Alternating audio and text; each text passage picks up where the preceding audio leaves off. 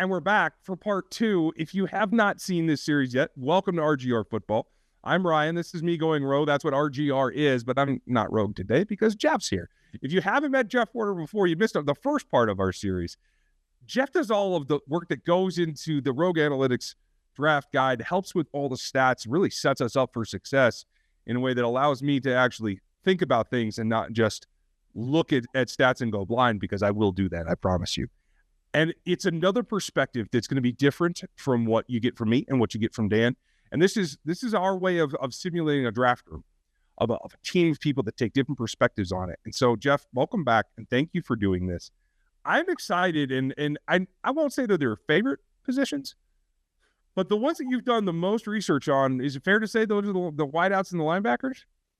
Yeah. That for whatever reason, those were the positions that jumped out at me as I'm looking through all the different position groups that you had me gather the statistics for. And ended up grabbing 3 wide receivers and 1 linebacker for some reason. Hey, I bet I'm probably familiar with the names, but in no order in particular, however you want to start, I want to know from your perspective, what stands out from the statistical production side that we might glean in an isolation before we look at the film and everything else. Yeah, very good. As long as you promise to help me with pronunciation on this first name. I am no help to just about anyone, but I'll try, pal. Wide receiver, Washington University, Rome Odunze. How'd I do? Odunze. Yeah, super close though. Yeah, there you go. He played 4 years at Washington for the Huskies. 6'3", 200 pounds is Rome. Popular pick in mock drafts to go in the top 10, maybe even the second or third wide receiver pick. And he played in 15 games this past season for the Huskies. The number of games where he had 5 or more catches, 14 games. So 14 of the 15, he had 5+ catches. Pretty reliable guy. Number of games with 80 or more yards receiving, 14 once again. So this guy naturally is going to go quickly in the draft. How many games did he get? At least 1 touchdown? 9 of the 15 games. Very impressive numbers. And if Rome's dad played in the NFL as a wide receiver, he might very well be the first wide receiver taken. You never know. That it is a factor, I have to admit. And I'm glad to hear you mention him first, because he's my favorite receiver in this group. I do have him right now number 2 behind Harrison. And so he is right up there. And in the film, you see the differences in the styles, but the guy, he does not care about contact. Penix is a quarterback that will throw it into the tightest of windows. He thinks he could throw it in through the binoculars if he has to. And Odunze is really the guy that he does that the most to, in my opinion. And Odunze is comfortable. He's strong up at the catch point. And that's really, I think, goes to show you about the volume that he's consistently putting out. And I'm glad we both arrived at that separately, because that's a little confirmation for me. I feel better about that, right? Right. And just full disclosure, I wasn't choosing players that I thought, would go in the top 10 or in the first round or anything. These are just guys that jumped out at me, and it's kind of interesting and maybe even a little bit comforting to come up with common names. There you go. Yeah. If you get to the same spot by different roads, feel better about your navigation, right? Okay. All right. So who else stood out to you? Well, Mr. Harms did a video dive on this player here recently. I got to watch Dan do a little bit of a video on Keon Coleman. He played 2 years at Michigan State, and then he played this previous season at Florida State for the Seminoles. 6'4", 210 pounds. In his 12 games in this past season for Florida State, number of games where he had 4 or more catches, 6 games, half of the season, where he had 4 or more catches. The number of games where he had 50 or more yards receiving, once again, 6 of those 12 games. He did score at least 1 touchdown in 7 of the games, so he was a reliable guy to produce some points. And as I looked at the team's statistics, I decided to go look at Florida State's, season statistics for wide receivers. And he looked to me to be their best receiver on Florida State's team. And Florida State finished in the top 6. Some might even say, got cheated out of the college football playoff. He opted out of the Orange Bowl game on New Year's Eve. Was one of almost 20 players who did not play in that game against Georgia. So that's tough. How many guys are on a college roster for a bowl game, Ryan? 85?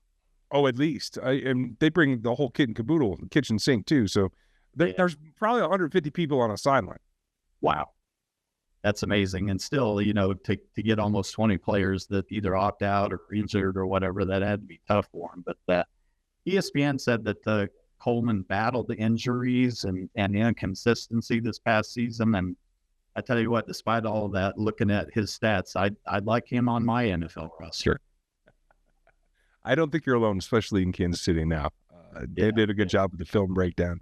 And I think he's a guy that's still on the rise. So you can bank on, I think, some improvement and some upside still in him. But he is more of a power athlete, right? Whereas Rome can do a little bit of everything, in my opinion. He's got good speed, but who else stood out to you in this class? Well, one guy that I've seen a lot of talk about might be available for the Chiefs when they pick, whether, they pick at 32 or go up a little bit. A Texas receiver, Xavier Worthy. I liked looking at his stats. He played 3 years for the Longhorns, 6'1", 160 pounds. So he's a little on the small side, weight-wise anyway. In his 14-game season this past year, the number of games where he had 4 or more catches, 12 of those 14 games. So again, a reliable receiver. 50-plus yards receiving a game. He had 9 of those out of the 14-game season. And he scored a touchdown in 6 of those 14 games. So a good job by Mr. Worthy. One of those touchdowns that he scored this past season, a punt return. So he can track that punt and catch those and return them. I looked at Texas Longhorn history. In his career receiving yards, 2,755. He is 4th all time in Texas history behind Roy Williams, Jordan Shipley, and Mike Adams. So I thought that was kind of interesting. And so Mr. Worthy would definitely be worthy of a consideration in this 2024 NFL draft coming up this month. I like that you put it that way. And he does happen to be the top matrix scorer this year in the athletic matrix. When you break the combine speed record, that has a tendency to happen. It is a big thing, but it's speed to burn if you add him to this offense. So I like that he's there, and I like that you got there without the hype. That there is a lot of hype around him. And so to get there just based on the production side, I like that. But of the 3, do you have one that, given everything that you prefer? Well, I have a prejudiced, biased view because I want to know who's going to be available for our team, my team. And, I don't think Odunze is going to be available. So then we look at Coleman and Worthy. I would take either one, Ryan. I can't pick one or the other one. Size is something that the Chiefs haven't had much of in a while. Obviously, Mr. Hyphenated Man caught a lot of passes for us. He did have some drops, and he's moved on to another team. But it's Valdez-Scantling. He's moving on. But I think I could take either one of these guys. Yep. Happy. There's different ways to use them. That makes perfect sense to me. So I like where you're at. I want to know more, and I love the defensive side of the ball, folks. So again, this is a series. You're going to hear more from Jeff. We're going to be back next week because we're getting closer to the draft.